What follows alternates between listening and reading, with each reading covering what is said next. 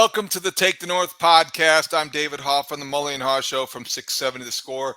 Dan Wiederer is from the Chicago Tribune at chicagotribune.com. Adam Studzinski is our producer back at the studios, and we are talking Bears. There's not a whole lot going on at the end of June, but we will revisit the podcast periodically, regularly, to talk about the issues going on. These are, Dan, as they say, the hazy days of summer in Chicago. Yeah, still trying to catch my breath from the Canadian wildfire smoke from Tuesday and Wednesday, and apparently it's going to last through Thursday, which may put a little it may hamper my golf plans for Thursday, David. Well, that would be terrible because I think, we all get used to complaining about the neighbors. Maybe, what's that? Oh, that's the neighbors burning leaves or something. Usually the neighbors aren't, it's not Canada that's in reference to. But here we are trying to deal with some very strange air quality issues in the middle of summer in Chicagoland and beyond. And it's just one of those situations that with NASCAR in town for the 4th of July weekend and everything else going on, a very strange summer. But we digress. The Bears have been in the news, and I think that let's start there before this. I thought you were going to give us like some good transition of where there's smoke, there's fire, and then go into some. I would not be that hokey. I would not definitely try to make that connection. Although that nice try. I think that, when it comes to this building and stadium project, it's ongoing. So there's always going to be something to report. And this week, Kevin Warren, let's start with where he was earlier this week. I think it was Monday night in Arlington Heights, a town hall meeting. Would that be the best way to describe it? He went to answer questions, a public hearing. I think it basically gave everyone an opportunity to hear from Kevin Warren about the Bears' plans. Well, so this was a forum, and it was a forum that was set up by a group known as Touchdown Arlington, which is a group in Arlington Heights that is trying to drum up support for the stadium coming to that beautiful 326-acre property at Arlington Park, and understanding that there are going to be some logistical hurdles to navigate around. And so they had Kevin Warren out to answer a lot of questions, to give a progress report, to give an update to what the Tribune reported was about 300 people in attendance, trying to get some answers on where this is at and what possible sort of potholes are in the way of the Bears moving here. As you know, David, this is going to be a fluid situation. It remains a fluid situation. And there's so much here. I had one source tell me this, like kind of like an American Ninja Warrior course that the Bears are trying to navigate through here, where you just don't know from obstacle to obstacle which one is going to be the most challenging and which one may knock you in the water and which one may challenge you the most. But they've got a lot to get through to try to find what George McCaskey repeatedly refers to as a stadium solution, not necessarily a new stadium. So take that. We're going to talk about another alternative that was offered the Bears. We're going to go through the Bears offense this podcast. We're going to talk about some other things about the joint practice schedule with the Indianapolis Colts that was announced. But let me follow up on what you just said. If it is that involved, have you sensed any level of surprise by the Bears? Because don't they have to expect that this is the beginning of an arduous process? They've said that all along. Has anything happened yet in your mind that has caught them off guard? Well, I take these direct words from Kevin Warren from the other night as something to just put a little pin in and keep on the radar here. He said it's a little more convoluted at this point in time than I thought it would be, which is an expression of surprise to some extent by the new president and CEO of some of the political poker that is being played and some of the things that are standing in the way of getting progress to a standpoint where the Bears feel they are in a favorable position to develop that land at Arlington Park. We all know that this current situation stems back to tax issues and the valuation of the property that they currently own, that they won't be developing and certainly won't be open for commercial use for at least 2 years into 2026. And they're just trying to get a number that makes sense for them. And there's obviously a lot of pushback and a lot of different numbers that are holding them back at this point. So I think Kevin Warren is a little bit, I don't know, surprised or shaken, but just, keeping tabs on something that, in his words, is more convoluted than he thought it would be. He seemed to have a very strong command of the issues just in the reporting that I saw. I was not there, talked to a couple people who were, and that was what the impression that they left with, is that Kevin Warren did have a very solid command of the issues. I also think that having been through a similar situation like this in Minneapolis, that there's no naivete. There's no kind of beginners. Uh, he's not leaving an impression that he's going to be overwhelmed by anything that happens. That said, I think that there's uh, certain things that he can't necessarily promise that he came across as, I think, being very committed to trying to, in terms of the numbers with the school systems and the Mhm. tax. He sounded like somebody who was earnest, and I honestly don't know how to interpret that yet, Dan, because I don't know how far along we are, and we all know that we can misread things like that, and I just wonder what effect that sincerity has, if it has any effect at all on the process. Well, a couple things here. Number one, we can get into the suitors that are also throwing their names and hats into the ring here in a couple minutes or two. But Kevin, his entire leadership style is based on sort of having this very public, transparent communication. Obviously, he's not going to be able to tell the truth at all times. Obviously, he's not going to be able to tell all the details of what the Bears are thinking at all times. But he's trying to give the outside world an inside view of how the Bears are trying to navigate this. With that, look, like the one thing that I'm still trying to wrap my brain around is there are 3 school districts in Arlington Heights and Palatine that are pushing right to have the property valued at a certain level so that they can have their rightful, I guess is the word you'd want to use from their standpoint, Yeah, resources that's the and their right word. financial commitment from the Bears to help them operate the way they want to operate. I can't figure out, given what they were drawing from tax revenue with the Arlington Park property while it was in use, right? Why there is such resistance right now to what the Bears are suggesting, which would be they want to pay $4.3 million per year on the tax, property tax there on that property, which is $1.5 million more, David, than Churchill Downs was paying on the property, which seems to be fair, and it would seem to put those school districts in a favorable situation. So is this all political poker being played, or are there serious concerns from the school districts that are creating these difficulties? It's a hard one to figure out. I'll leave that one up to you, and then I got one other thing to just illuminate for people out there. Yeah, I think that's a good way to look at it. He's been on the job 10 weeks, so I think Yeah. there's going to be a reasonable expectation that that the dynamics are going to change, and some of the rhetoric is going to reflect just how new he is on the job. The things that probably stood out to me are not necessarily getting too caught up in the weeds of the property tax assessments and the school corporations or districts involved. Is that he was committed to the obviously a enclosed stadium, a Oh dome, yeah. if you will. So it's not going to be open air. We kind of knew that. I thought it was entertaining. I suppose that's the right way to put it.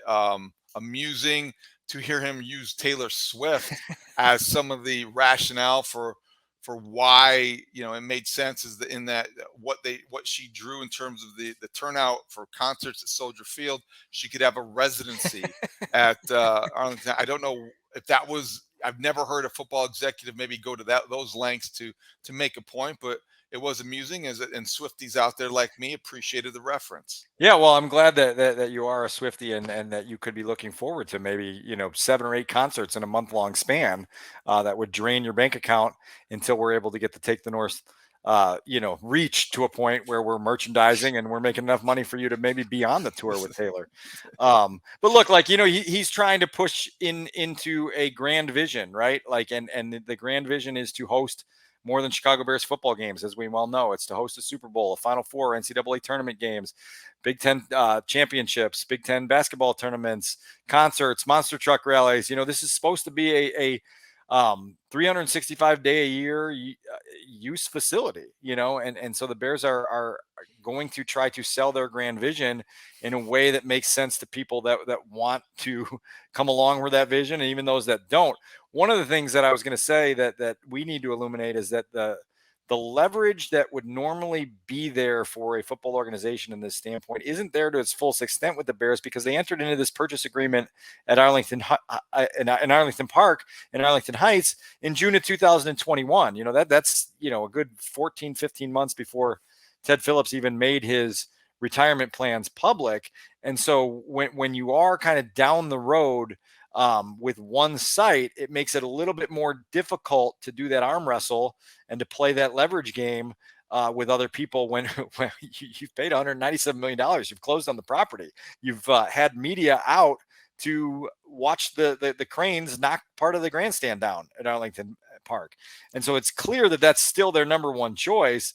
And it just, I think it does reduce a little bit of that leverage that someone like Kevin Warren and the Bears organization would like to have as they're kind of fighting for the situation that makes the most sense and is most favorable to them. Yeah, the buzzwords he used, he wanted, they're seeking clarity, their tax certainty, Yeah. and they offered $4.3 million in taxes for the schools you mentioned, which he says is, he claims, $1.5 million more than Churchill Downs. So with the property being vacant over the next 2 years, the Bears believe that is fair, and I think The that's Cook County assessor wants them to be at 4 times that, at 16 million a year, which is a fight that's got to be ongoing as well. Well, I'm sure there's a different podcast, maybe by the Chicago Tribune, about some of the tax assessors issues as well. So we need to maybe put that for another day, because it is all very political, and it all is going to be somewhat just part of the ground they're going to have to cover. I think it does get interesting when you talk about the other municipalities that get involved, and Kevin Warren alluded to those during the town hall meeting on Monday night in Arlington Heights. Also, since that meeting, Aurora has gotten involved, and Aurora Mayor Richard Irvin released the letter that he sent the Bears, a letter that he, according to officials in Aurora, was responded to quickly and positively by the Bears. So what Aurora has to offer is maybe a little bit more land. They have apparently a $360 million Hollywood casino resort that has been received approval. They've got the Fox Valley Mall to consider out there, and there's a lot of land around I-88. So Aurora enters the mix officially this week, along with Waukegan, along with Naperville. And is Rockford officially in the mix? I don't know, but apparently they've at least expressed cursory interest for sure. And for a hot minute, we thought Lake Forest was involved, but that was a mistake by all of us who were reading Twitter too fast. That was Yeah. Jennifer Oh, yeah, Woodhull. exactly. And Kevin Warren had said that he took a call on his drive down from Lake Forest, and it was, you took a call from Lake Forest or on your drive down from Lake Forest? As it turns out, it was the drive down from Lake Forest. And so there was a little bit of miscommunication in the syntax there, or whatever you want to call it. Got a little confusing. You mentioned the Fox Valley Mall. The Fox Valley Mall is a place where young journalist Dan Wiederer, while working at the Naperville Sun in the neighboring town of Naperville, would stop over for lunch every once in a while and be there. So I'm familiar with the terrain in that western suburbs of Naperville, Aurora. The Route 59 cuts right down the border between Naperville and Aurora. So look, like, we can get out there and we can do whatever. And, look, again, this is a situation, David, where I think, as we mentioned a month ago, the audience and people in Chicago and people in Arlington Heights and people in the surrounding areas have to buckle in and understand it's going to be a long ride. And there's going to be a lot of twists and turns. And you don't have to be jostled by all of them. And in conversations I've had with Kevin, he's talked about the need to have a balance between patience and persistence. And that's going to be his thing, to calibrate and figuring out how to be patient while also being persistent. Not an easy thing to do in a situation this complex. Last thing on this for me, I'm curious, because I know you do communicate with the Bears a lot in the front office and ownership. Do you feel like there's any sense of this that either A, annoys them, or B, makes them feel like their position is being misrepresented in any way? No, not at this stage, because I think that they have control of their position. And when Kevin Warren goes out to a forum held by Touchdown Arlington, he can vocalize that, and he can be in the news cycle and set the headlines and deliver the exact stance that they are trying to deliver. I think the Bears internally, in that entire ownership group and front office, have to just understand that this is territory that is complex. And again, you have to just know that there is going to be some stuff that twists in directions you don't necessarily want it to go. You got to try to pull it back so that you can stay on the course that you want to go. And you just have to be ready to stay in control, I think, David, right, of the entire situation. And it's one of the predominant reasons that they reached out to hire Kevin Warren in January is because they felt like his hands on that steering wheel would be strong enough to keep it from careening down a road they don't want to go, or right off through a guardrail and down the side of a hill. I thought you were going to make a NASCAR reference there when you start talking about the steering wheels. Okay, so that's the Bears' latest in terms of their stadium project in Arlington Heights. Taking a letter from Aurora. We'll keep everybody updated as the summer progresses, because there's bound to be some developments, and this is going to be a long, arduous process, a little convoluted, but we'll try to make it as clear as possible here on the Take the North podcast. All right, let's get to football. So last week we did the defense. This week we're going to do the offense. We got 5 questions before we get to some other stuff. And your favorite segment is What you doing, man? Okay, what you doing, man? We're going to do that at the end of this as well. But let's start with the offense. What you doing, man? What you doing, man? What you doing? That's my favorite. It's my favorite. It's great to hear from Zach Pickens here late in July, and we'll hear from him in a little bit later. But yeah, David, you mentioned it. Last week we went through the defense position by position, and I raised my biggest question at each position group, because I do believe that as this team reports to training camp next month, every single position group has a very significant question that needs to be answered as we try to figure out whether the 3-14 Bears can become a 7 or 8 win football team, maybe a 9 win football team if all breaks right. So let's start on the offensive side. And let's start with tight end. We'll save quarterback for last for obvious reasons, but the tight end group probably is the one with the smallest question, in my opinion. And right now, my biggest question at that position is, how will Cole Kmet and Robert Tonyan complement one another? This is going to be a combo, right? This is going to be a 1-2 tight end punch, 2 guys with, diversified skill sets that are far from identical. And it's up to Luke Getsy now, with an affinity for both of them and a belief that both of them can be useful to his offense, to figure out how that works together. And so I'm going to be very fascinated in the early stages of training camp of watching that, trying to get a feel with my eyes, and then through some of the things that we hear from the Bears coaches on how these 2 guys are going to blend together and hopefully elevate the offense. Well, the big question exists because, number one, I think that they're both stylistically very similar. And I think when we talk about availability, you're worried about health, but then, you look at Tonyan played in 17 games last year, so he's been available. Cole Kmet has done a better job of doing that. I do think typically, traditionally, you have one guy that is your blocking tight end and one guy is more of your, receiving tight end. And I think Cole Kmet is probably, of the 2, considered the better blocker. Would Correct. you agree with that? So yeah, for sure. That to me gives him maybe a little bit more of an opportunity to be on the field more often. Although I do like the idea of them playing together. How they complement each other, I think that's going to be a tremendous problem to have. We talk about the receiving core. We'll get to in a moment, but these 2 guys both can be threats in the red zone. I don't think it's necessarily as dynamic of a duo as maybe Jimmy Graham, when healthy, and Cole Kmet were theoretically, but Tonyan's very good in the red zone, and I think he's underrated as a pass catcher. So I think this could be potentially their strongest position group because of their potential durability, and also the way that you think Luke Getsy can utilize the tight end for a quarterback that's going to need a safety valve. You mentioned Jimmy Graham, and so I'll just go back a couple of years, because it was fun sometimes to see them get down there in that low red zone and know before the ball was snapped that it was a touchdown, because you'd see Jimmy lined up over there against like a 5'11" corner and just be like, okay, all this quarterback has to do, no matter who was in the game at the time, is just put it up high enough for him to post up and use those Miami Hurricane power forward moves to go get it. And they had that.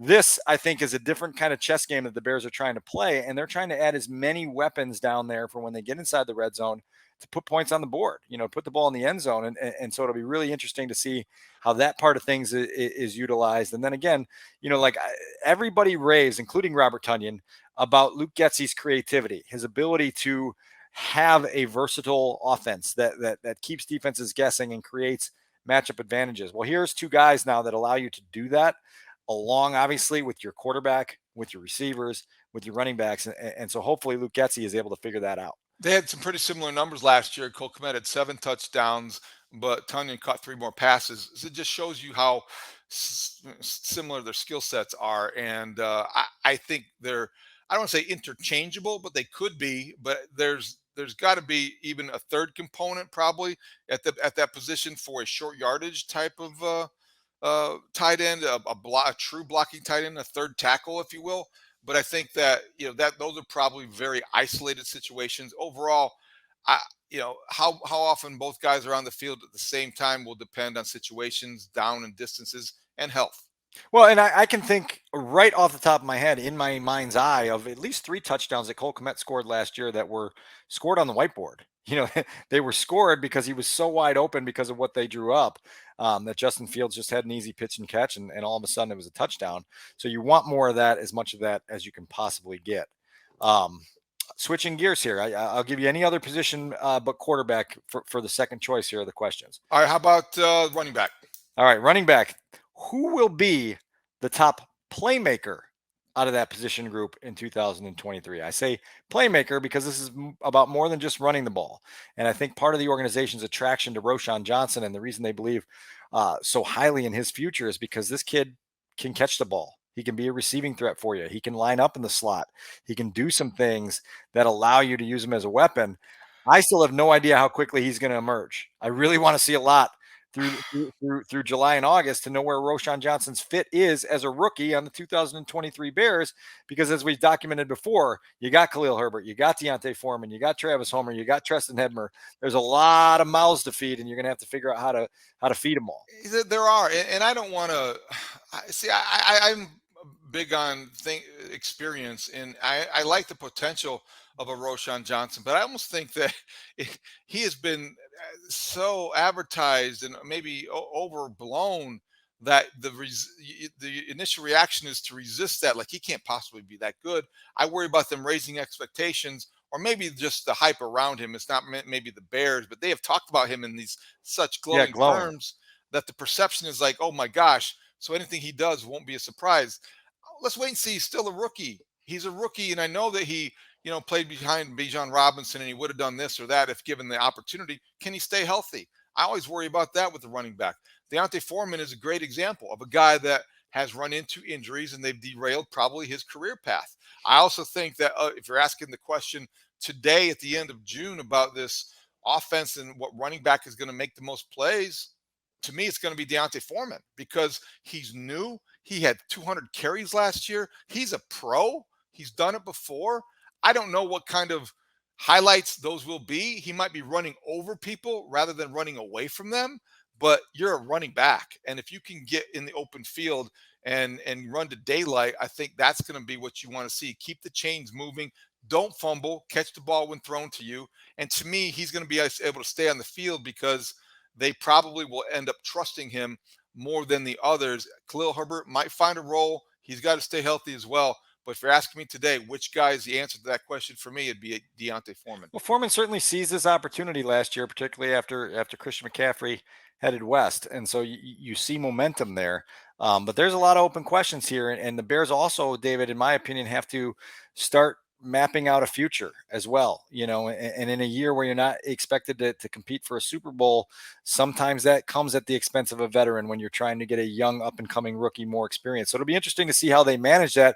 But I think we both agree that it's a legitimate question heading into training camp, and that these preseason games, even though there's only 3 of them and the competition is what it is, are really the best forum for running backs to show a thing or two, particularly if you're a rookie running back trying to prove to everyone in the organization what you're all about. No doubt about it. But the last thing on this position group is that I don't believe it's as high of a priority as it is on some teams, because with all due respect, I think their best running back plays quarterback. And I know that is not that's perceived as a slight, and it's not at all. But I don't know that you worry about the explosiveness at the position when you have a runner as explosive as Justin Fields is in the backfield. So I look at the running back role for the Bears kind of different than many teams. Yeah, that's fair to an extent. I think we're all aware of the goal to reduce the load on Justin Fields, and hopefully the running backs will be able to help with that, and we'll figure out who emerges. Yeah, if I own a Porsche, my goal is to go 55 every time I take it out on the expressway. You know what happens? Next thing I know, it's 82 in a 55, and I'm cruising right along, passing everybody because I can. Okay, we'll see. Wide receiver or O-line? Where do you want to go next? Let's go O-line. All right. This one is simple for me. Is Darnell Wright a budding star? When you use your first round draft pick as a general manager on an offensive tackle, when you do so after making the calculated decision to pass on a highly regarded, if questioned, defensive tackle in Jalen Carter, you better be right. And Darnell Wright better be a budding star, and he better be what the Bears advertised him to be in April when they drafted him and said that this guy is essentially a can't miss long-term starter because of his combination of size and athleticism and agility and all the things he brings to the table. We're going to have to watch this play out. We're not going to see a lot of it in training camp. We'll see some one-on-ones. We'll see some things that he's able to do.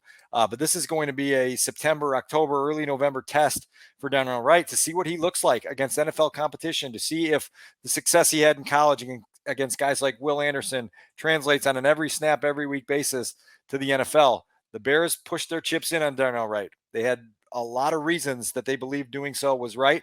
I want to see it now and see it come to fruition, because if you can lock down that position at right tackle, then all of a sudden now you have the luxury of addressing other things going forward without having to worry so much about your offensive line, which, as we all know, in 2022 caused quite a bit of consternation both inside the building and out. I think it's a great question. And if it extended to training camp and you ask who is the Bears offensive player that needs to be impactful or impressive during, August, it better be right. Is Darnell Wright, because more than any other position group, we evaluate, or we have said, people have said this about Ryan Poles. He's going to get the offensive line right. He's going to know an offensive lineman. And general managers, more than anything, need to draft well.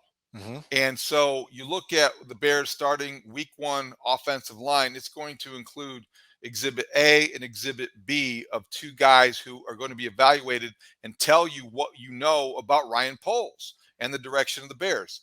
Darnell Wright on the right side and Braxton Jones on the left. If those guys are as good as they think they can be, and it's as obvious early, you're going to feel a lot better about the direction of the Bears.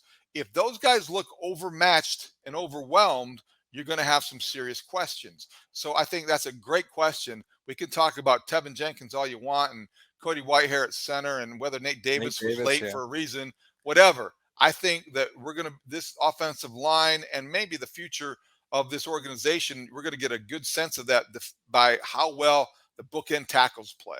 And you're looking for sturdiness. And as you mentioned, Braxton Jones is a day 3 find. Darnell Wright is a round 1 top 10 investment, right? And so there's 2 very different paths to trying to find starting offensive tackles that the Bears have taken. Both of these guys need to excel, and they need to establish themselves as sturdy and reliable, because that's what this offensive line needs more than anything else, is sturdiness and reliability for Justin Fields to get the truest test of his skills going forward. All right, wide receiver coming at me. All right.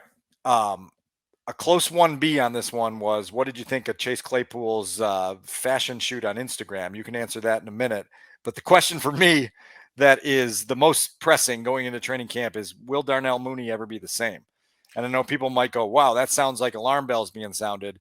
It's just a question that's worth asking about a receiver who we have not seen with our own eyes moving around since that late November ankle fracture that caused him to have surgery, tightrope surgery, screws inserted into his ankle. I need to know what Darnell Mooney is, because Darnell Mooney a year ago at this time was supposed to be Justin Fields' go-to guy. He was supposed to be the chemistry guy, the rapport guy, the guy who obviously we've documented for 3 years now does everything right behind the scenes, works his butt off, is going to maximize his potential. When you suffer a very serious injury in this sport at this level, sometimes you're never the same. And so I just want to see, going into 2023, that Darnell Mooney can be at the minimum a really good number 2 that you want to keep in your organization for a 4 or 5 year contract extension. That's a good question, and I think it's somewhat rhetorical, because it's very difficult to answer with such little information. And we don't know what he is dealing with, because obviously they've kept everything pretty much under wraps. Injuries like that are very difficult to project and assign timetables to. That's what makes them so scary. That's what makes me very hesitant to answer, yeah, oh, sure, he'll go back to being the guy that runs the perfect routes and comes up with the circus catches. The other element of that in terms of factoring into any answer is that the Bears, frankly, don't need him to be what he was before the injury. He is in a much different role, like it or not, accept it or not. You want him to be healthy so he can contribute, but he's not going to contribute in a way that he did before because he won't be in those same situations. He could end up being a very serviceable is the wrong word, but he could be a very good, dependable number 2, number 3 wide receiver, which might be better for everyone because of the way that fits into the offense. What he was before was we were trying to strain and stretch the bounds of what a number 1 wide receiver looks like and is because of the limitations of the Bears offense and the weakness of the roster. Darnell Mooney, if he comes back relatively healthy, might be in a better position or as good of a position to succeed because less will be asked or required of him. I hope he's healthy. He's a great teammate. I hope the answer is emphatic yes, but I just don't know if they're going to be in a position to have to need him. So I'm not sure that Darnell Mooney is going to have any better of a season than the ones he's already had.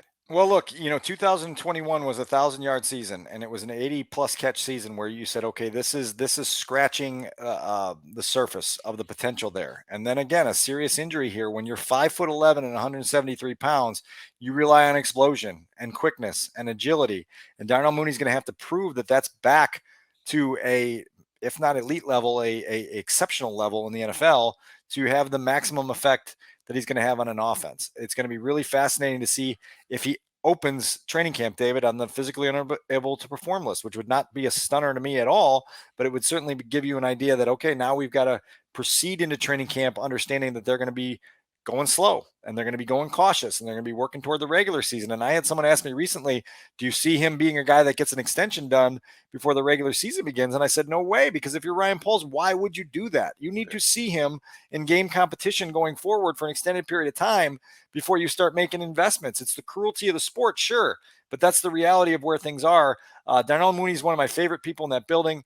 Really enjoy everything that he's accomplished in his first 3 seasons. I just want to know, will he ever be the same? Yeah, it's impossible to answer without seeing for yourself what he looks like running a route and getting hit and getting up from that hit. So I think that's going to be one that is to be continued. What is this about some fashion shoot? I have no idea what you're talking about. Yeah, over the weekend. I don't know if this was in France or what, but Chase Claypool on his Instagram, he was wearing some garb. There were a lot of holes in the shirt. You have to pull it up on Instagram. I can't do it justice on a podcast, but it was certainly quirky, I guess would be the best adjective I'd come up with. Maybe Studs has got a better one. I'm sure Did he he have saw a it. sponsor? Did he have was it just him on a vacation taking selfies? Was No, there it any looked like there was. I don't know. It looked like there was some almost like modeling going on, like that. It was like a sort of a modeling shoot. I would prefer that he strike his poses in the end zone rather than in Paris. But it's the off season, so I guess he is free to travel. Let's just hope that he stays healthy and Well, doesn't strain anything. you got some homework to do as soon as we hang up on this podcast. You got to go pull I'm up going your straight to the Instagram gram. I'm yeah. going to find out what Chase Claypool his handle is, and I will evaluate the fashion shoot from Paris. I think it's just at Chase Claypool, so it won't be real hard for you to find. That's for thanks sakes. I didn't know. I didn't know how he was spelling it. If it was a French, or maybe it was Chase Claypool. Maybe it was one of those things. All right. So what's the last position? We have quarterback left. What's the last question? Yeah, it's the easiest question there is, and it's the question that will define everything about the Chicago Bears in 2023. How good is Justin Fields? Yeah, that's a great one. That's an ongoing conversation. It's one that you could answer differently depending on the Monday morning, how you feel based on what you saw. It's probably more open for interpretation than it should be at this point in time. It certainly is more open for interpretation than many people in Chicago believe it to be. I think that there's still a lot of ground for him to cover, figuratively, not literally. I think that when you talk about his growth, he's got to make more. It's not an insult to his progress or development to say that this is a season in which the excuses, as we say, are gone, and it's time to produce. The Bears are going to be making determinations on his future based on his performance, and I think that he's got to be more accurate. He's got to be more efficient. We know he can be explosive. We have no doubts about his intangibles, but to call him a finished product would be wishful thinking and a bit naive. He can definitely lead the Bears where he wants to lead them, but it's going to take a little bit more improvement on his part. It won't be for lack of effort. Can he pull it off? Yeah. Is he okay? Is he pretty good? Is he great? That's basically going to be the sliding scale that Justin Fields will operate under for the duration of 2023. We have laid out in exhaustive detail the things he needs to work on, the things he doesn't need to work on. We know what his gifts are. We know what his weaknesses are. Now it's all about taking this test in 2023 on the Take the North sponsored No Excuses tour and see where this thing winds up. Are you okay? Are you pretty good? Are you great? And there shouldn't be a lot of gray area by the time we get to the end of week 18. There really shouldn't. And if there is, then we're probably pushing that needle closer to okay than great. And it's going to be really fascinating to just watch this play out, because again, this is that question of all the 10 position groups over the last 2 weeks that we've talked about. That is the one that is the fuel for which direction the Bears go, without question. And so it's going to be really, really interesting to see where that answer comes. Two thoughts. Number one is that answer to the question will be affected and maybe answered by how the other 4 previous questions were answered or adequately addressed, because Justin Fields' success will be contingent upon being protected, having a running game, wide receivers getting open, and tight ends being effective in the red zone. So everything is going to be related. We're saying basically it's time for him to raise the level of their play as much as they're capable of raising the level of his. And the other thought is that while we're talking about the No Excuses tour, have we ever thought about asking Kevin Warren about a residency for that at the new Dome Stadium at Arlington Heights? We can look for it. Not just a tour, but a residency. That's a reasonable suggestion. Yeah. But the problem is that place in Arlington Heights won't be open probably for at least 4 more years. And so now, the No Excuses tour may be long gone by the time that facility is open. No excuse for that. But hey, look, this leads us into I guess it would be 2.5 dates on the calendar for the No Excuses tour down in Westfield, Indiana. Okay. Okay. At the Grand Sports Complex territory. Yeah. I actually have to make my reservation at Casa de la Campbell, potentially for one of the nights there, but the Bears will be taking their joint practice action down to Westfield, Indiana, the Grand Sports Complex on Wednesday, August 16th, and Thursday, August 17th. There will be a pair of evening practices, David, 6 o'clock Eastern, free of charge, but tickets aren't needed. You can go to the Colts website for anybody that wants to make the drive down there and see the Bears practice against the Colts. And then they will play that preseason game that Saturday night at Lucas Oil Stadium. I will be fascinated to know what the preseason game action plan is for Justin Fields in 2023. How much action do they want to get him in preseason action? The reason you do some of these crossover practices is because you can get that same kind of benefit without the risk of your quarterback getting hurt or getting hit. And so that'll be interesting. But those are 3 Indiana dates for you. I know you like to keep things in Indiana. You've got 3 of them. Well, I'm just worried all kinds of traffic from Chicago going on I-65. That could be quite the congestion. I hope I-65 has no construction in August, because that could be quite the hassle. I know that Chicago residents tend to complain a little bit about construction and congestion, especially in the wake of the NASCAR situation. So I wonder if this is such a wise thing, having this in Westfield. I've never been to the Grand Sports Complex. Do you know anything about the Grand Sports Complex? It's grand. Okay. It is grand. It is a youth sports extravaganza. That's what I thought. You should bring your son and you could say, okay, stay busy, and he would be able to play soccer, baseball, pickleball, tennis, swimming. I mean, it's all there. All right. We'll pitch that, because we might be low on summer camp options at that point of the summer. And then, the Children's Museum is just a short drive away, downtown Indy. Yeah. It's not a bad spot either for the family for a vacation. So yeah, I mean, look, like that's gonna be good, and that's gonna come up quick because that's we basically get 2 full weeks of training camp, and then that to break it up, which you know what the grind of training camp can be. To have that sort of, I think part of the reason the Bears like this is because it does break up the monotony for the players and the coaches of refocusing, getting on the road, doing some on the road bonding that you don't get to do anymore now that you're not in Bourbonnais for training camp, and so it'll be a cool little stretch on the August calendar that I think people that don't want to fully invest in football can take 2 or 3 days out to see what's happening in Indy. It's really not a bad drive either, so it would be worth the trip for a lot of people. Okay, let's wrap up with your favorite segment. What you doing, man? Favorite news segment. Well, so Robert Schmitz, please come to the dais to accept your award. Studs, first give us our little dose of Zach Pickens. Oh, man. What you doing, man? Robert Schmitz is our second honoree, I guess we'd call it. I don't know if honoree is the right word for it. It doesn't feel like an honor, but it's feel like an honor. He follows Adam Rank, and the segment is really good because Robert Schmitz, who's a prolific blogger and he's an owner of one of the louder megaphones on Bears Twitter, took to the airwaves on Twitter this week with the following set of 2 tweets. I will read them verbatim, and then we can discuss them in a minute. The first tweet was, Justin Fields has the most important trait for success at quarterback. You can't mimic him in practice. Mahomes' creativity, Burrow's eyes, Allen's size. No scout teamer can get a defense ready for them. Fields' speed is just as rare, meaning defenders can't prep, and that shock leads to mistakes. You can mimic Jimmy Garoppolo, but you can't mimic Fields.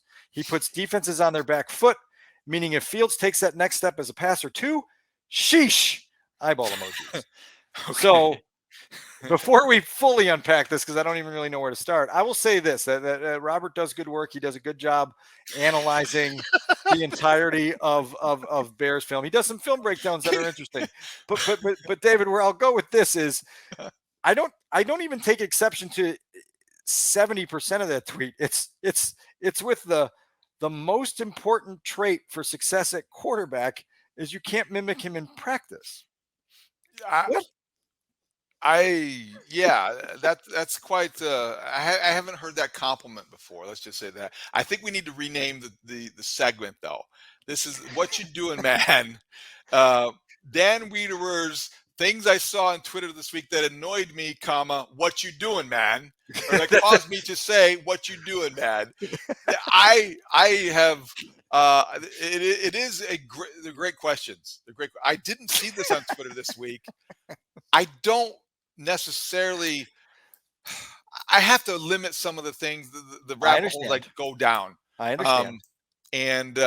Because Bears Twitter is active.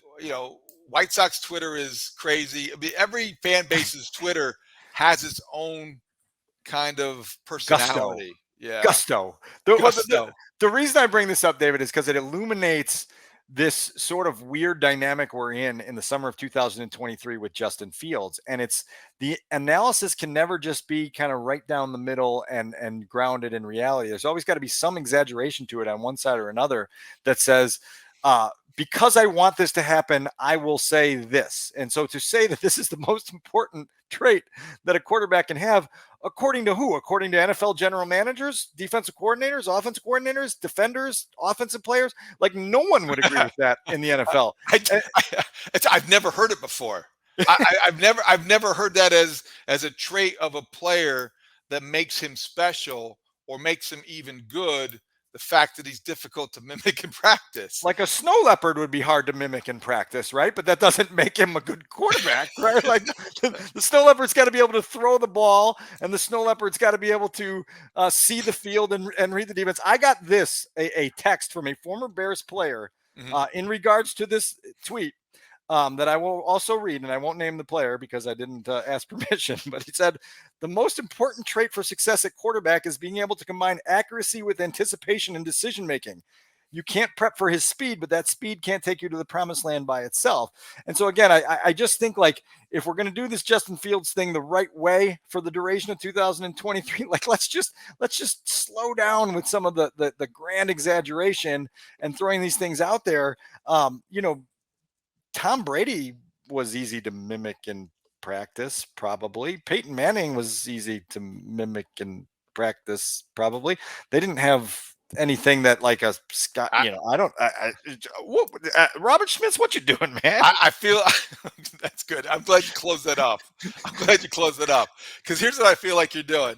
Like this morning, or I shouldn't use myself as this example. Go for it. Use yourself. You are the state trooper that's standing there on the expressway, and you've got the radar gun pointed at all of these cars going 85, knowing full well you're not going to get in your squad car and chase any of them down because you're not going to be able to catch them.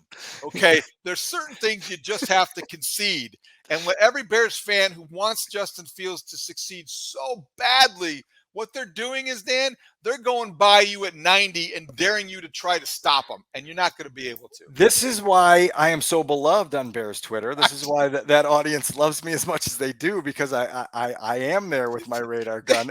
But look, like, because this, David, for me, like, we've had this strange, like, oozing over of this world of like reporting, right? And it gets so weird because then this goes to the airwaves and then it's like a new thing. And like my whole point with everything in this Fields discussion really since last like October is like there have been so many checkpoints that people have just gone right past on the way to the coronation that it's just like we need to clear some of these checkpoints before we get there. This is just another one. I'm sorry. It's just the scarcity of excellence at the quarterback position has created an abundance of silliness. That's what it is. And you should write that down. That was very well phrased. I just came to the top of my head when I'm trying to think about how to talk around this, because I think that in this example, it's this guy who, I'm sorry, the name is Robert Schmitz. I don't mean what you doing, man? I don't mean any disrespect, but this is a symptom of what goes on with so many people that are watching this and wanting something to happen so badly that they start to see things that aren't necessarily there. So what you doing, man? All right. The other reason I like the segment is because I get to watch you squirm a little bit and feel real uncomfortable with some of the things that I'm dragging you into, which is like that's fun for me. I've just dragged you into YouTube. Strike this from the whole internet. Yeah, I've dragged you into something that you don't necessarily want to partake in. That's okay. It makes me happy. It makes me happy. I'm game. I've been down that road before. You know, listen, I'm on the air for 22 hours a week. You know, I'm down that road every now and then. All right. Anything else that we have forgotten about or overlooked that we need to get to? No, other than just getting this smoke out of here so that I can maybe get the head cover off the driver and hit it straight a little bit on Thursday. No kidding. I hope things clear up. Is it a coincidence that this has happened during NASCAR week in Chicago? Well, that's for another podcast. But we have covered a lot of ground. We will continue to cover ground in this off season. We'll be here when things develop, and we'll be back to talk about what's next in the Bears off season. So thank you for watching us on the 670 Score YouTube page. Thank you for listening to the Take the North podcast on the Odyssey app or wherever you get your podcasts. For Adam Studinsky and Dan Wiederer, I'm David Haugh. We'll talk to you next time. The most important trait for success at quarterback. Great talk. See you out there.